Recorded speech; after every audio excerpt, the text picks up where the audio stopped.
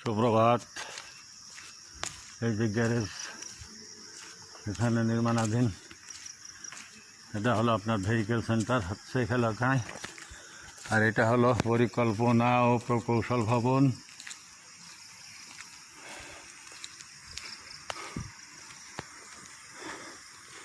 আর প্রথমে আপনাদের জানাই রাখি, সকালবেলায় যে পোস্টগুলো যাবে ওটা হবে রিল ভিডিও, অর্থাৎ 90 সেকেন্ডের।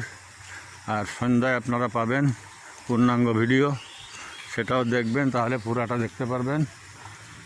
এটা বিদ্যুতের সাপ্লাইয়ের কি দেখি নাকি পানি শোধনাগার।